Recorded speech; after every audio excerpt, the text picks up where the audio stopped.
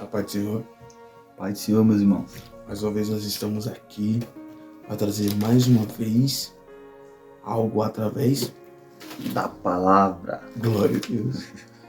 Um vídeo que hoje nós vamos estar falando sobre 3 milagres que Jesus fez. 3 de muitos. E no livro de João, né, como João diz, se fosse anotado tudo que Jesus fez, não ia ter livro, não ia ter folhas, não ia ter nada que tivesse espaço para caber tudo, né, que Jesus fez.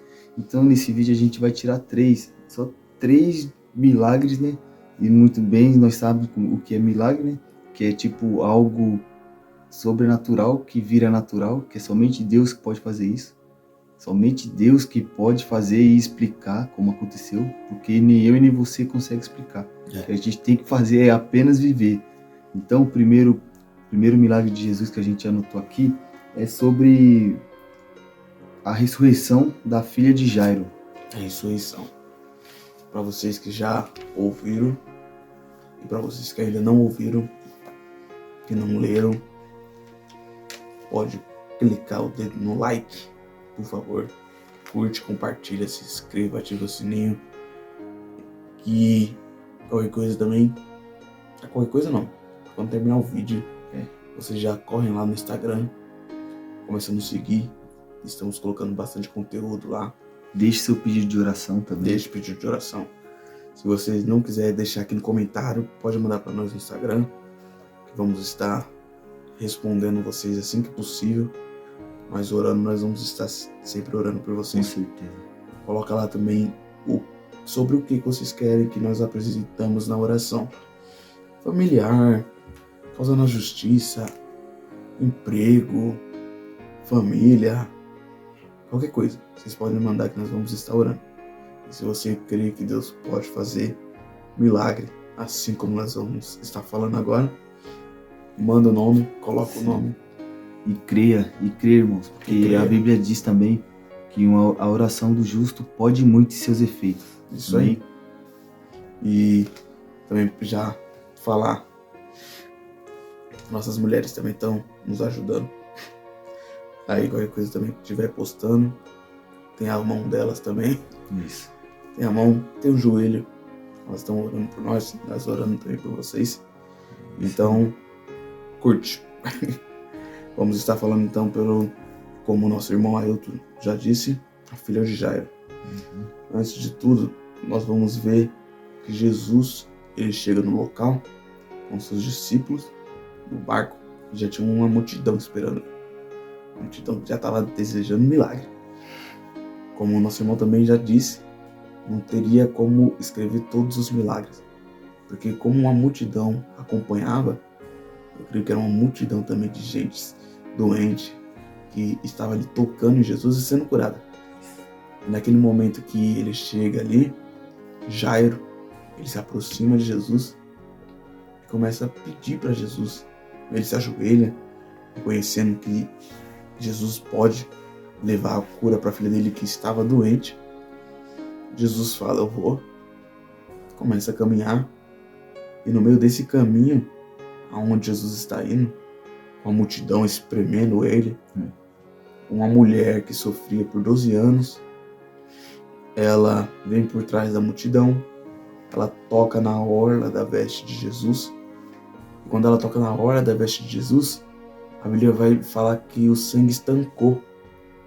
E a partir daquele momento que o sangue estancou, Jesus para, nós já sabemos, pergunta quem foi que tocou nele. E depois daquele momento que Pedro fala, todo mundo está tocando no Senhor, Jesus fala, não, foi um toque diferente. Foi um toque diferente porque de mim saiu virtude, de mim saiu poder. Aí ela se apresenta, fala o que estava acontecendo na vida dela. E depois que ela apresenta o que estava acontecendo na vida dela, Jesus fala para ela, vai, a tua fé te salvou. Então, depois que ela confessou o que ela tinha feito, mostrou o que ela veio buscar, mostrou o que ela estava passando para Jesus, mesmo Jesus já sabendo de tudo, Jesus fala para ela, agora você vai, que a tua fé te salvou. E depois disso, logo em seguida, vamos pro texto. Depois disso tudo, como Jairo tinha falado que a filha dele estava doente, né? aqui no texto onde a gente vai ler agora, que se encontra em Marcos, né? No capítulo 5, no versículo aqui, ó, 22. Jairo está falando que a filha dele está na beira da morte. Então, depois de tudo isso que o irmão acabou de relatar aqui, diz assim no capítulo, versículo 35 adiante. Estando ele ainda falando depois do que ele acabou de falar para a mulher. Vá, a tua fé te salvou. Ele estava falando isso e depois ele falando, chegou alguns dos principais da sinagoga, a quem disseram: a tua filha está morta. Para que enfadas mais o mestre? Olha só. E Jesus, ouvindo estas palavras, disse ao principal da sinagoga, Jairo: não temas, crê somente. E não permitiu que alguém o seguisse, a não ser Pedro, Tiago e João, irmão de Tiago. E tendo chegado à casa do principal da sinagoga, viu o alvoroço e os que choravam muito e pranteavam. E entrando, disse-lhes: por que vós alvoroçais e chorais? A menina não está morta, mas dorme. E riam-se dele. Porém, ele, tendo-os feito sair, tomou consigo o pai, a mãe da menina e os que com ele estavam, e entrou onde a menina estava deitada. E tomando a mão da menina, disse-lhe: Talita cumi, que traduzido é: menina, a ti te digo, levanta-te. E logo a menina se levantou e andou, pois já tinha 12 anos, e assombrava-se com grande espanto. E mandou-lhes expressamente que ninguém o soubesse, mas disse que lhe dessem de comer. Olha só, meus irmãos, que milagre. Que milagre. Pois é. Podemos ver aqui, ó, que os principais da sinagoga eram junto de Jairo, porque Jairo também era o principal. E olha só o que eles disseram: para que você está importunando o mestre? Para que você está, tipo isso, para que você está enchendo o saco do mestre? A menina já está morta. Mas Jesus não, ele disse: não temas, crê somente. Então, como a gente disse no começo do vídeo, o milagre, ele não é explicado, ele é vivido. Porque não tem como explicar como que a menina acordou ali. Então Jesus chegou naquela ocasião onde estava todo mundo chorando, estava todo mundo triste, estava um alvoroço, e ele chegou com a solução. Ele chegou com o milagre sobrenatural. Ele levantou a menina, que era uma coisa que já não tinha mais como fazer. E ele chegou e fez, porque Jesus é assim. Ele faz o que é impossível por seres humanos fazer. É isso aí. Jairo, ele poderia até ter perdido a fé naquele momento. Que aquelas pessoas próximas tinham chegado a ele, falado que tinha acabado. Jairo, talvez, ele poderia ter pensado, enquanto ela estava doente, ele conseguia salvar. Mas a vida dela agora se foi, não tem mais como Jesus salvar. Mas Jesus, já conhecendo o coração, ele fala: acalma, que você me chamou, você passou a situação para mim, então eu estou no controle de tudo. Não temas, crê somente. Crê somente. Mais um milagre, irmãos, dos 10 leprosos, que se encontra em Lucas, no capítulo 17, do 11 ao 19, que diz assim, meus irmãos: e aconteceu que, indo ele a Jerusalém, passou pelo meio de Samaria e da Galiléia, e, entrando numa certa aldeia, saíram ao seu encontro 10 homens leprosos, os quais pararam de longe e levantaram a voz, dizendo: Jesus, mestre, tem misericórdia de nós. E ele, vendo-os, disse-lhes: ide e mostrai-vos aos sacerdotes. E aconteceu que, indo eles, ficaram limpos. E um deles, vendo que estavam sãos, voltou glorificando a Deus em voz alta, e caiu aos pés com o rosto em terra, dando-lhes graça, e este era samaritano. E respondendo Jesus, disse: não foram 10 os limpos? E onde estão os 9? Não houve quem voltasse para dar glória a Deus, senão este estrangeiro? E disse-lhe: levanta-te e vai, a tua fé te salvou. Olha, mais uma coisa, né? 10 pessoas que foram buscar milagre, mas somente uma, depois de ter recebido, foi agradecer. Muitas pessoas são assim, né? Se aproxima de Deus quando o calo aperta, se aproxima de Deus quando a dificuldade bate na porta, mas poucos são aqueles que voltam aos pés de Deus para agradecer pelo que Ele tem feito. E a gente para ver também, é importante isso que Jesus fala, porque o que voltou era estrangeiro. E se o que voltou era estrangeiro, os outros que foi sem agradecer era da casa. Então a gente vê muito isso também nas igrejas. Muitos vêm de fora, recebem um milagre e agradecem a Deus. Muitos, eu falo que eu já escutei. Teve gente que já me contou relato e falou: eu vou para a igreja lá para agradecer. E nem crente era. Agora tem crente hoje em dia que recebe o milagre, não é estrangeiro e não volta para agradecer. Que tipo de cristão é esse?